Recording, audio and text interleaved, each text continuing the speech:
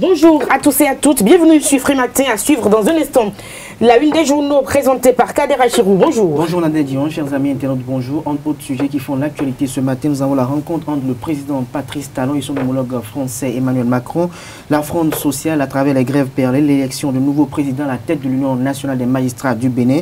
Et outre ces trois sujets, nous avons également la sortie médiatique des députés membres du bloc de la majorité parlementaire qui continue de faire couler beaucoup d'encre et de salive. Le débat ce matin, le président Emmanuel Macron a effectivement reçu Patrice Talon en sa qualité de président de la République du Bénin, tête-à-tête très attendu au cours duquel le langage de vérité a été plutôt de mise. Et pendant qu'il était sur le perron de l'Élysée, notre président, ça grogne sur sa terre natale, à Boïcon.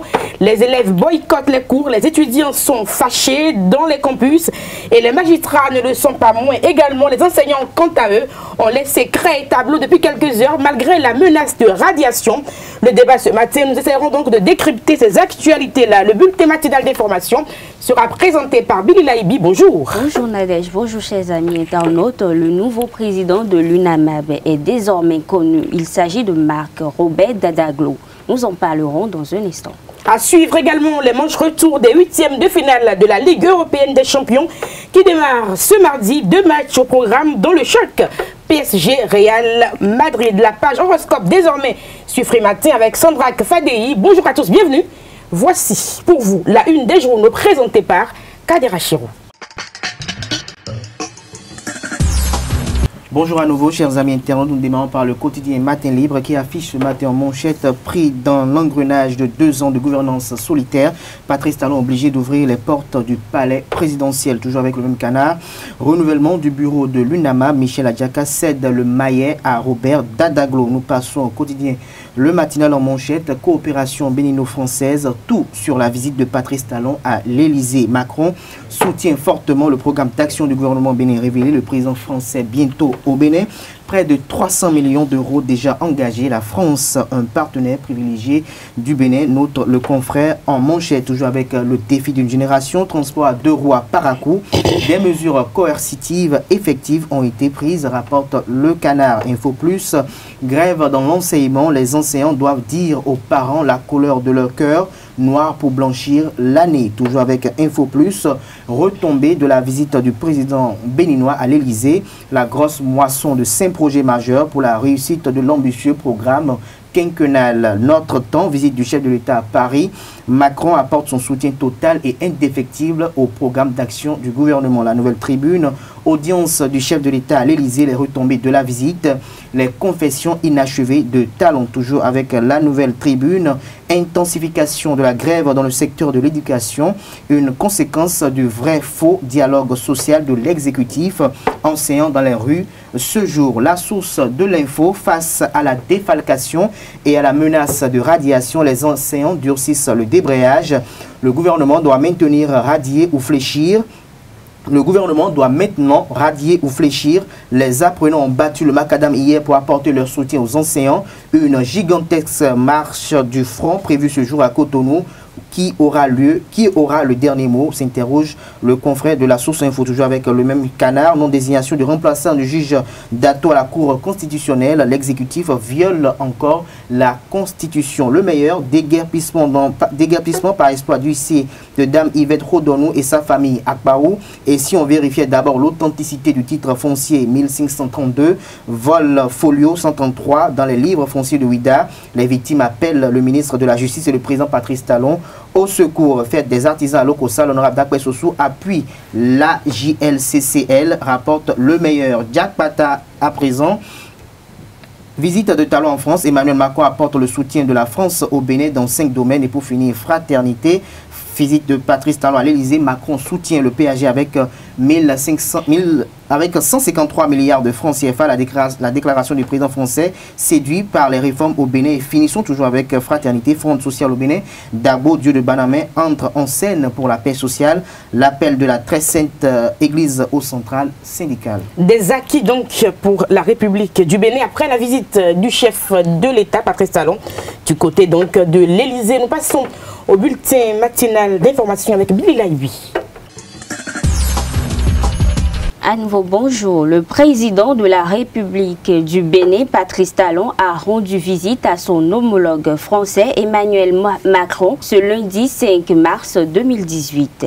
À travers cette rencontre, le Bénin et la France s'engagent dans un rapport plus dynamique et fructueux. Le nouveau contrat de partenariat scellé entre les deux pays porte sur 5 points phares, dont la construction de futurs hôpitaux de référence à Abomey-Calavi. Il faut noter que près de 300 millions d'euros sont déjà engagés dans cette coopération bénino-française. Le nouveau président de l'Union nationale des magistrats du Bénin se nomme Marc Robert Dadaglo. Le successeur de Michel Adjaka a été choisi par ses pairs au cours d'une assemblée générale élective tenue hier le 17 mars avec 69 voix. Dadaglo est actuellement le substitut général près la cour d'appel de Cotonou. Il faut notifier que Michel Adjaka a cédé son fauteuil après avoir passé 6 ans à la tête de l'UNAMAB. Le chef de l'État, Patrice Talon, a rencontré le collectif des femmes des marchés de Cotonou ce samedi 3 mars au palais de la Marina. Ces derniers ont évoqué la situation sociale actuelle, notamment les difficultés auxquelles elles sont confrontées. Les échanges ont aussi porté sur le projet d'assurance pour le renforcement du capital humain de la construction des nouveaux marchés, ce qui va déloger les femmes du marché de Dantokba. Suite à cette rencontre, quelques femmes du marché se sont prononcées sur les faits. Suivez plutôt. Le marché d'Antokba, c'est un marché international. Je ne vois pas encore l'endroit ou la place qui peut supporter tout ce marché-là. Peut-être il va déplacer des gens. Si c'est ça, on est d'accord. Mais déplacer tout le marché, bon, il a qu'à faire, on va voir.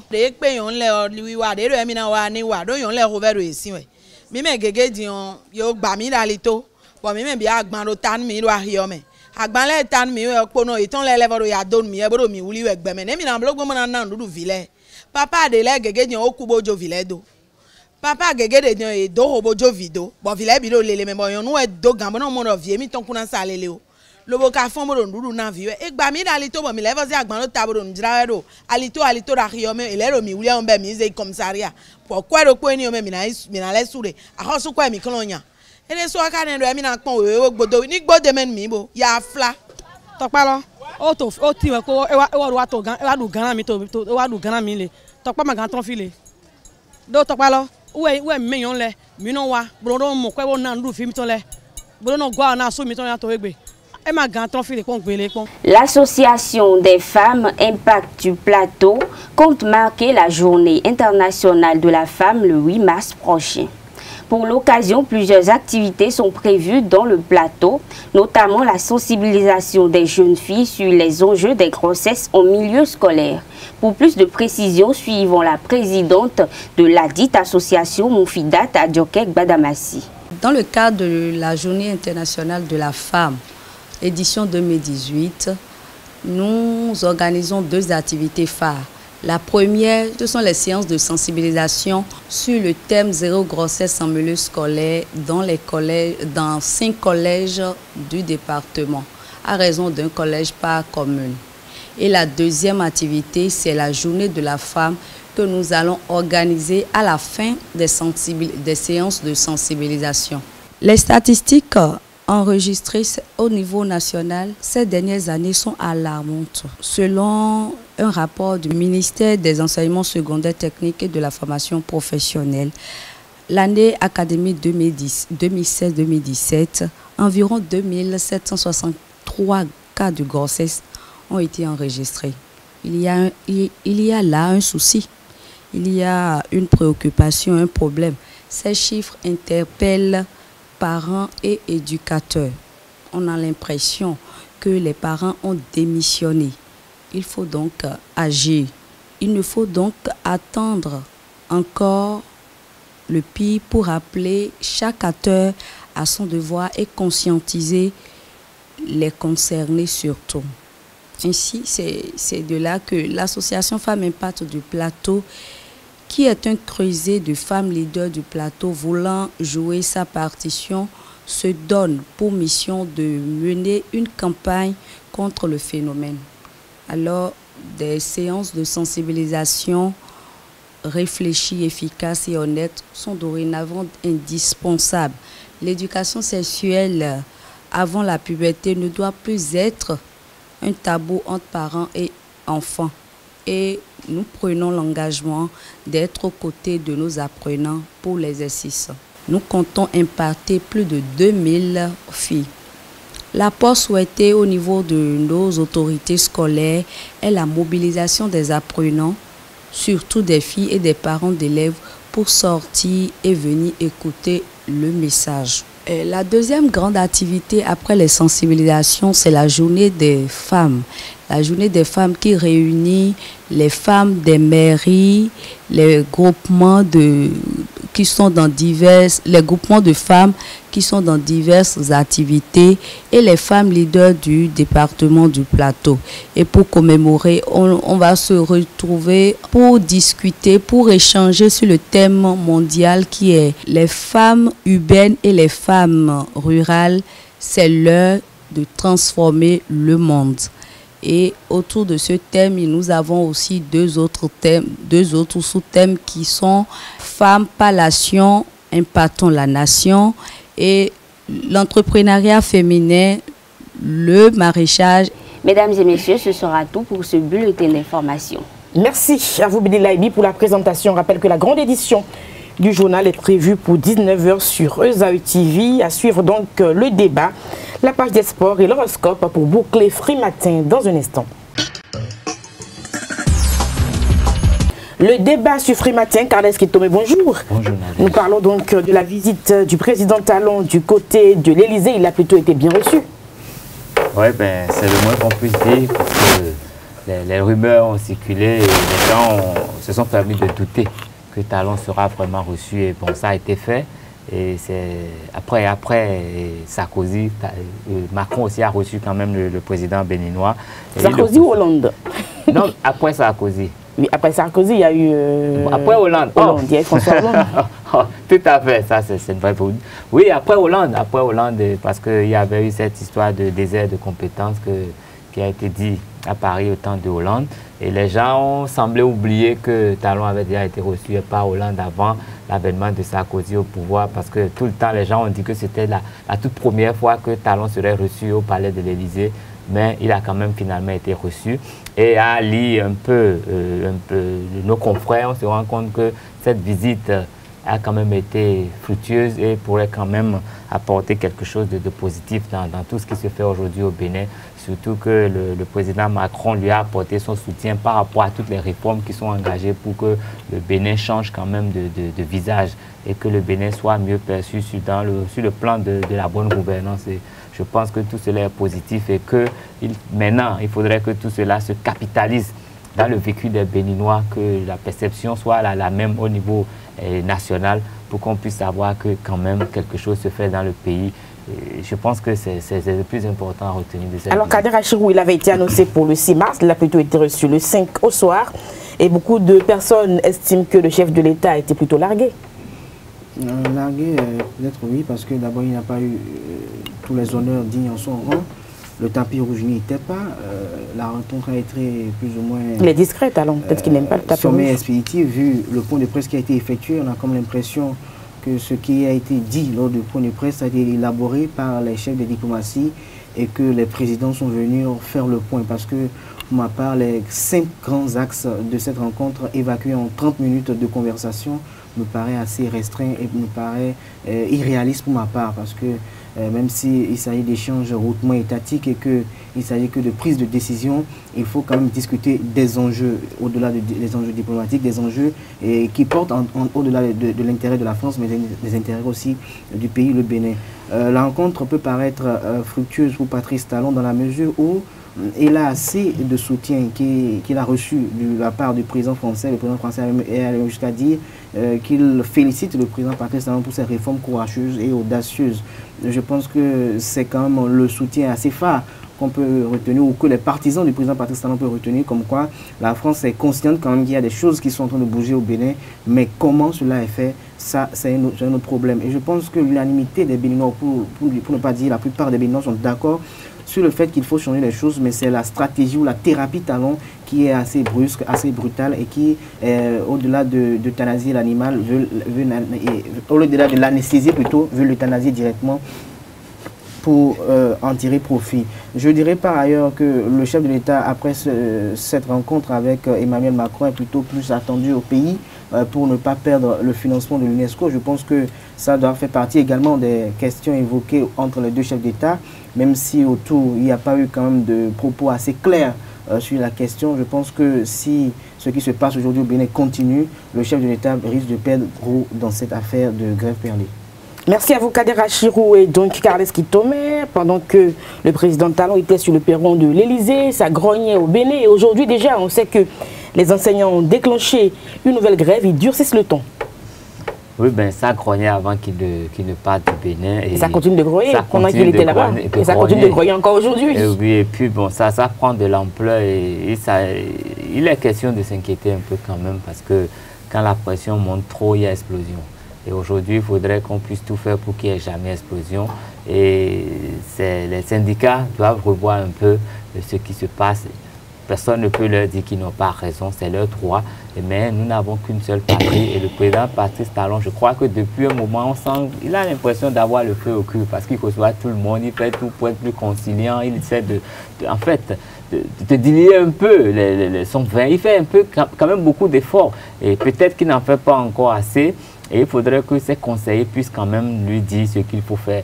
Parce que quand on voit ce qui s'est passé sur le campus la semaine passée, hier les élèves étaient dans la rue, le FSP revient dans la rue aujourd'hui. Écoute, ça ne s'arrête pas, ça ne s'arrête pas. Et puis vraiment, c'est pas bon pour notre pays, ce n'est pas du tout bon. Il faudrait forcément qu'on puisse couper la poire en deux quelque part. Il faut vraiment que le gouvernement puisse voir ce qu'il peut se faire pour calmer les ardeurs des uns des autres. Même si on pense qu'il y a une télécommande quelque part, on doit vraiment oublier cette télécommande et s'occuper des problèmes réels pour que, en fait, à mon avis, la tension, elle est énorme.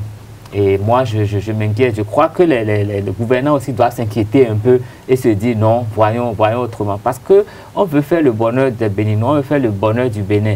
Mais ce n'est pas sans les Béninois. Donc il faudrait revoir la communication pour que les Béninois puissent vraiment adhérer à ce qui veut être fait. Comme ça, on saura qu'il y a forcément des sacrifices. Sans sacrifice, on n'a pas de résultat. Donc il faut que tous les syndicalistes puissent voir leur intérêt dans les résultats qui est attendu pour pouvoir consentir les sacrifices nécessaires. Sans quoi, je crois que vraiment, en tout cas, je ne dirais rien de négatif. La tension est à son compte pratiquement au Bénin.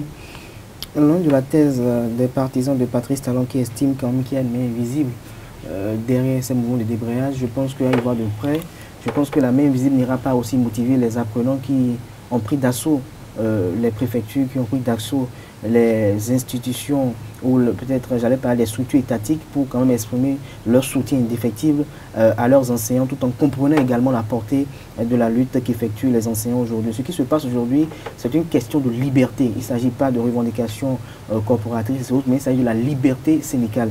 Parce qu'on a comme l'impression aujourd'hui sous le règne de Patrice Talon que la liberté syndicale est mise en déroute.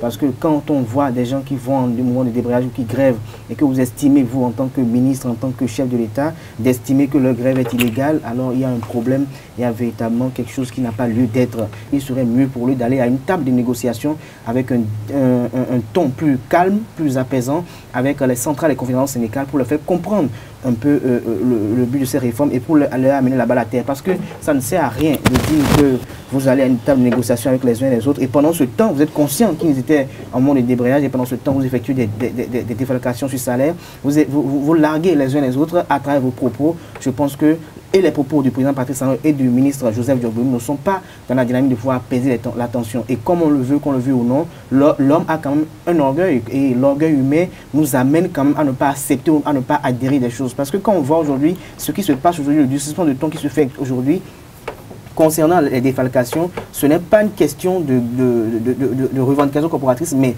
c'est ce qui a été fait. Comment ne pas comprendre que pendant qu'on a eu à effectuer des mouvements de débrayage et que le gouvernement nous a reçus et échangé avec nous, que le gouvernement prenne en compte ces mouvements de débrayage qu'on avait à effectuer et effectue des défalcations. Est-ce à dire qu'il n'y a pas assez de sous pour payer les salaires et qu'on passe à travers ce canal pour essayer quand même de pouvoir camoufler ce qu'on ne doit pas constater, ou bien le gouvernement est en train de jouer quand même à l'autocratie? Ça, c'est un autre débat que les prochains jours nous permettront encore d'opiner davantage dessus, mais je dirais qu'il est important, impératif pour le chef de l'État, afin de ne pas perdre le financement de l'UNESCO, puisque l'UNESCO a adressé une lettre comme quoi d'ici mi-mars, si rien n'est fait pour la tension sociale au niveau du Bénin, le Bénin sera obligé de retourner les fonds de l'éducation qui ont été octroyés. Donc je pense que c'est assez grave, c'est assez interpellant et il est impératif, comme je le dis, pour le gouvernement de pouvoir mettre les bouchées doubles à travers un dialogue concerté, comme le faisait d'ailleurs son prédécesseur Boniaï, qui le déteste autant, qu'il puisse essayer quand même de copier l'exemple de lui et d'oublier la thèse comme selon laquelle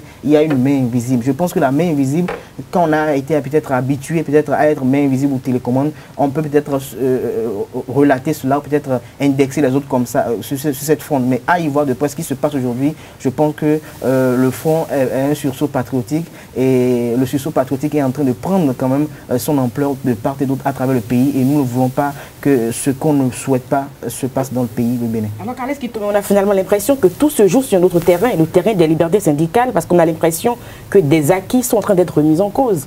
Je n'ai pas cette impression dans la mesure où je crois que le droit de grève est quand même encadré au Bénin. Il y a les tests qui régissent. J'ai suivi le communiqué du ministre Kapoma Ouyon de l'enseignement secondaire hier qui a relevé les tests qui encadrent la pratique de la grève au Bénin et qui a rappelé qu'aujourd'hui, les mouvements de débrayage qui sont observés vont au-delà de ces tests et c'est pour cette raison que le gouvernement a qualifié d'illégal les mouvements. Alors qu'est-ce que les tests prévoient concrètement? Et la grève, ce n'est pas la paralysie de l'administration.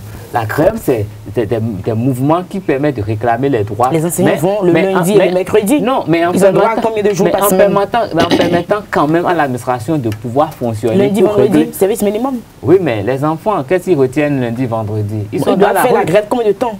Par semaine? 3 jours, 2 jours? Parce qu'ils ont les prérogatives de qualifier une grève illégale. Non, c'est bon, justement, mais le gouvernement quand même pour se défendre.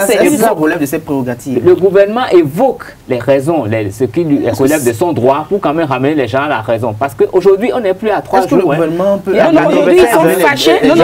C'était lundi et vendredi. Ils travaillaient. Au niveau de la justice, c'est 5 sur 5. 96 heures, oui. C'est 5 sur 5. Oui, mais chez les enseignants, au niveau de l'éducation, c'est 96 heures. Ça veut dire qu'aujourd'hui, nous avons passé le Rubicon. Nous sommes arrivés à un niveau où il est même difficile d'entrevoir, je ne sais pas, un fonctionnement de l'administration pour essayer de régler les problèmes. Parce qu'il y a d'autres problèmes qui sont ajoutés encore. Tout à fait. Parce que quoi qu'on dise, quand l'administration ne fonctionne pas, rien ne peut être réglé. Le droit de grève, oui, mais ne tuons pas le pays. Mais il faisait 2 jours par semaine, le gouvernement n'a pas su peut-être... Il faisait 3 jours. 2 jours. Il travaillait 3 jours, voilà. Non, mais ils peuvent faire la grève. Et après la défalcation, comprenez, comme ils sont allés au trésor, n'ont pas eu leur sous, les qui fassent comment? J'estime qu'ils peuvent faire la grève aussi longtemps qu'ils veulent, mais en permettant quand même à l'administration de tourner, en permettant quand même aux élèves de pouvoir se préparer pour aller aux examens. Ils savent que si le président Talon a un service minimum, il va les ignorer. Il va plus s'en occuper peut-être. Non, mais service minimum. Il a d'autres choses à gérer. Mais là, je dirais que ce qu'ils perçoivent aujourd'hui, ça pose un problème dans la mesure où quand on n'a pas travaillé et qu'on prend le salaire, ça pose un problème. On ne leur donne pas le droit de recevoir leur salaire. Mais il faut savoir que pour qu'il y ait de l'argent, il faut travailler. Mais quand on n'a pas travaillé, ça veut dire que le peu qui est dans la caisse tarira. Et demain, il n'y aura plus rien pour payer personne. Donc je crois qu'il faut considérer le gouvernement comme sa propre famille, comme son ménage. Quand il n'y a pas de ressources, quand il n'y a pas d'entrée de ressources et qu'on en sort à un moment donné, c'est fait. Vous savez ce que ça veut dire? C'est le Bien sûr, mais je pense que le gouvernement aurait eu les mots justes pour en parler. On a vu quand le président Talon qui les a reçus. Non, je suis d'accord. Comment ça se fait qu'après le gouvernement peut procéder autrement pour qu'il quand même éveille en eux cet amour de la patrie. Et c'est ce à quoi on invite le gouvernement aujourd'hui. Mais dans le même temps, nous invitons aussi tous les travailleurs béninois à baisser un peu le ton. Un sursaut patriotique parce qu'on n'a qu'un seul pays et c'est le Bénin. Kader Achirou, très rapidement. Je dirais que le gouvernement ne trouve pas la mesure parce que la preuve, on leur a dit que désormais tout gréviste sera considéré comme quelqu'un en fuite de son poste. Mais aujourd'hui, on a constaté que les grévistes ont trouvé un autre moyen. Ils sont là dans les classes, tranquillement, ils sont assis à leur poste. Ils viennent à 8h, ils s'asseyent sur la chaise et à 10h, ils finissent le cours. Le cours est fini à 10h, ils ressortent tranquillement sans donner cours. Alors, qui est plus malin que qui est plus intelligent que qui? Je pense que le gouvernement a qu'à se limiter à cette Non, je crois qu'aujourd'hui, il n'y a pas de malin. Il n'y a pas pas les coups aujourd'hui. Mais ils ne font pas cours, en fait. Ils vont s'asseoir devant les étudiants, les voir sortir comme ils veulent, ils les regardent. À 8h, il est là. À 8h, il est à son poste, puisque vous n'avez pas de fuite de poste. Il est à son poste. Alors, dans ce cas, je pense que, comme on l'a dit, il faut le sursaut patriotique et il faut que tout le monde puisse savoir que nous avons un seul pays, c'est le Bénin. Lorsque ça concerne, quand ça commence, on ne sait pas comment ça termine souvent et ce n'est pas souvent agréable lorsqu'on a des images de guerre ou d'incompréhension un peu partout. Nous allons passer au dernier plateau sur Free Matin, les sports et l'horoscope. Bonjour. Bonjour Nadia. Nous parlons donc de la 16e de finale aller de la Coupe de la Confédération. Les adversaires de Énergie FC de la SB2U sont déjà à Cotonou. Oh, effectivement, bonjour chers amis internautes. Les champions du Bénin feront face aux Nigérians d'Eimba Daba demain mercredi 7 mars 2018 au stade Général Mathieu Kérékou de Cotonou pour le compte de ces 16e de finale aller de la Coupe de la Confédération africaine de football. Quelques heures après leur arrivée à Cotonou, les Nigérians ont effectué leur première séance d'entraînement hier lundi au stade Cotonou 2. À la fin de cette séance d'entraînement, le président Félix Aniassi Agua s'est confié à nous. Suivez. We came here with a whole lot of respect for our opponent, the Energy team, whom have surprised everybody by going to Conakry against Hafia, and they qualified. So they deserve our respect. We are very, we respect the team. We feel it's a very good team that has worked very hard to be where they are. So, but when it comes to competition, it's also an aspiration of everybody to win. They will want to win, we will want to win. So that God knows who will be the winner. So we are here to play and give our best to the game. I don't think there is a lower team. That is a big mistake. If they are lower, they should not honor the match so we can move forward. But I don't think they are lower. They are very ambitious team. They are very good side. We have respect for them. But for our team, we have exposure. And we keep believing that our players will keep working hard in order to get the best of results. Dans cet extrait, le président Aniassi dit entre autres qu'ils ont de respect pour cette équipe d'énergie qui a éliminé Hafia de Conakry et chez lui à domicile. Et il poursuit en disant, je cite, nous avons travaillé dur en tenant compte de cette performance de énergie. Il est vrai que nous avons l'ambition de gagner, tout comme toute équipe qui prend part à une compétition. Que Dieu nous donne la victoire demain. Merci donc à vous pour cette inscription. On parle à présent des manches retour des 8e de finale de la Ligue européenne des champions qui démarre ce mardi, le choc PSG Real. Les Parisiens reçoivent ce soir à partir du 9h45 le Real Madrid au Parc des Princes en 8e de finale retour de la Ligue des champions européenne. Et pour rappel, au match aller, le Real a battu le PSG 3-1. Nous allons faire un tour dans les bars où cette rencontre sera diffusée ce soir pour rendre compte de l'ambiance qui sera qui va y régner. Merci à vous, Laria Sadiak. C'était les sports. Voici l'horoscope. Sandra Fadei, bonjour. Bonjour. Nous commençons par les amis béliers. Exactement. Bonjour, chers amis internautes, amis du signe zodiaque. Nous commençons avec nos amis béliers. Tout n'est pas noir, tout n'est pas blanc, il y a aussi du gris. Si vous êtes en couple, vous connaîtrez peut-être quelques disputes ou bouderies. Taureau, la lune aura des effets bénéfiques sur votre vie conjugale. Si vous vivez actuellement une union harmonieuse, vos rapports de couple auront l'occasion de s'améliorer. Gémeaux, célibataire, Mars vous donne des envies inavouables. Cette planète accroît votre avidité amoureuse de façon sensible. Cancer, Jupiter vous apporte du bonheur.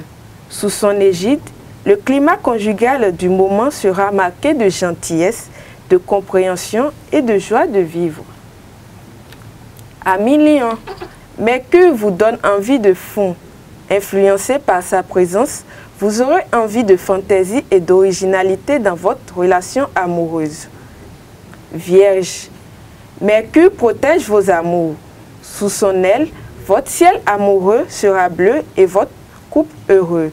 Il aura un caractère plus intellectuel. Balance, Vénus donne le top départ à l'une des journées les plus belles de l'année. Sur le plan conjugal, cette influence bénéfique vous laissera entrevoir. Scorpion, votre imagination sera le ciment de votre couple aujourd'hui. Vous casserez les habitudes et la routine en multipliant les attentions. Sagittaire, Uranus, Neptune et Vénus influenceront favorablement votre secteur amour.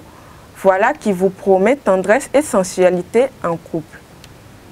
Capricorne, tendresse et bonne entente régneront sur votre ciel amoureux. Il y aura quand même une tendance à trop rêver, ce qui ne vous mettra pas à l'abri. Verseau, une journée amoureusement belle pour les natifs du signe. Bien protégés par les influx astraux, des déceptions amoureuses, ils n'en auront plus. Amis poissons, pour finir, Mercure donnera de la profondeur à vos sentiments. Résultat, vos relations conjugales deviendront plus intenses. Vous filerez le parfait amour. Ce sera tout pour la page horoscope de ce matin. Merci de nous avoir suivis. Merci à vous, Sandra Fadei. On prend rendez-vous pour demain pour d'autres prévisions astrologiques. Donc, pour mettre un terme à ce matin de ce jour, merci pour l'attention. Nous avons eu beaucoup de plaisir à vous présenter ce numéro d'émission. Nous allons prendre rendez-vous pour demain pour un autre numéro. Portez-vous bien et surtout prenez le programme de la grande édition du journal sur Zawi TV prévu pour 19h. Au revoir.